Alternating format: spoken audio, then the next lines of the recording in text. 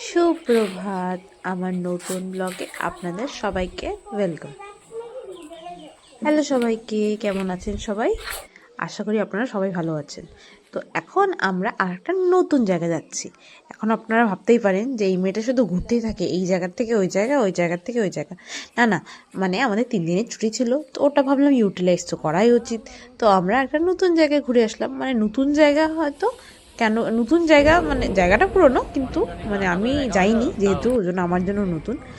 তো এখন আমরা ট্রেনে উঠে গেছি, ট্রেন আসলেও ট্রেনে উঠে গেছি। এখন আপনাদেরকে সবাইকে আমি ট্রেনের কিছু ভিউজ দেখাচ্ছি, মানে ট্রেনের থেকে ভিউজগুলো কেমন লাগে আপনারা অবশ্যই দেখেছেন। ফাইনালি আমরা আমার ডেস্টিনেশনে পৌঁছাইনি, কিন্তু হ্যাঁ হাফ ডেস্টিনেশনে পৌঁছে গেছিলাম। ওটা ছিল হলদিবাড়ি। তারপরে আমরা হলদিবাড়ির থেকে টোটো নিয়ে চলে গেলাম মেটলিগঞ্জ। মেটলিগঞ্জের থেকে চলে গেছি আর একটা জায়গায়। যেই জায়গাটা পৌঁছেছি ওটা আপনারা দেখলে আপনারাই বলবেন যে এই জায়গাটা কোনটা। তার আগে আমি আপনাদেরকে একটা ব্রিজ দেখাচ্ছি। আচ্ছা, কে বলতে পারবেন বলুন তো এই ব্রিজটার নাম কি? যারা যারা এই ব্রিজটার নাম বলতে পারবেন তারা তারা কমেন্টে অবশ্যই জানাবেন। আমি কিন্তু বলছি না এটা কোন ব্রিজ, অবশ্যই আপনারা জানাবেন। ব্রিজটা, হ্যাঁ হিন্টস দিতে পারি যে ব্রিজটা খুব লম্বা, অনেক লম্বা।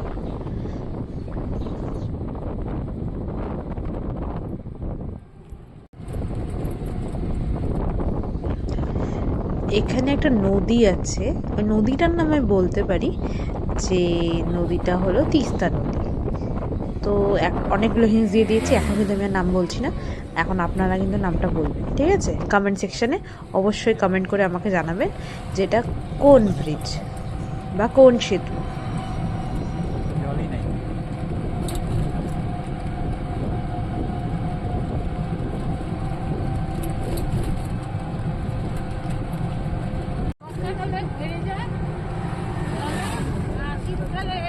এই জায়গাগুলো যে দেখছেন বর্ষাকালে একদম পুরো জল থাকে, মানে পুরো জল ভরে যায়। কিন্তু এখন ওরা মানে যারা ফার্মার্স আছে তারা ভেজিটেশন, মানে প্রপার ভেজিটেশন গ্রো করে। সো আর খুব ফার্টাইল ল্যান্ড। আর আমরা যাব কোথাও আর ফটো তুলবো না, এটা তো হতে পারে না। তো ওই জন্য আমরা ফটো তুলছিলাম। ব্রিজে কিন্তু ফটোগুলো ভালোই আসে। যদি কেউ ফটোশ্যুট করতে চায় অবশ্যই আমি সাজেস্ট করব যে ব্রিজে তুলতে পারেন। কেন কি দেখলাম, মানে আমি আমারটা দেখে বুঝলাম যে ফটোগুলো ভালো আসে। তো আমি এখানে মার একটা ছোট ছোট ভিডিও করছিলাম। মা অবশ্য ভিডিও করতে চায় না, কিন্তু আমি বলি যে করো। আর এটা যে আমি আসলে ফটো তুলছিলাম, মানে আমি বলছিলাম যে কোথায় দাঁড়াবো, ওটা মাকে বলছিলাম, কিন্তু এটা ভিডিও হয়ে গেছে বাই ডিফল্ট। তো আমি ভাবলাম ওটাও দিয়ে দিই, কী আছে, আপনারা একটু দেখবেন, তাই না? মেটলিগঞ্জ পৌঁছতে পৌঁছতে আমাদের খিদে পেয়ে গেছিলো। তো ওখানে আমরা একটা হল্ট নিলাম। আর খুব ভালো দোকানটা, ছোটোখাটোর মধ্যে খুব সুন্দর দোকানটা। আর ফুডও খুব টেস্টি ছিল, খুব ভালো ছিল। মানে 5/5ই দিব আমি, কেন কি খুব ভালো টেস্টি ছিল। দেন আমরা চলে গেলাম আমাদের ফাইনাল ডেস্টিনেশনে, যেটা হলো, না না বলবো না, আপনারা দেখুন। তারপর হ্যাঁ, এখন আমরা আমাদের ফাইনাল ডেস্টিনেশনের জায়গা দিয়ে যাচ্ছি। দেখুন দেখুন আমাদের ফাইনাল ডেস্টিনেশনের জায়গাটা দেখুন তো, কিছু আলাদা মনে হচ্ছে কি না? কিছু ডিফারেন্ট, কিছু আলাদা মনে হচ্ছে কি?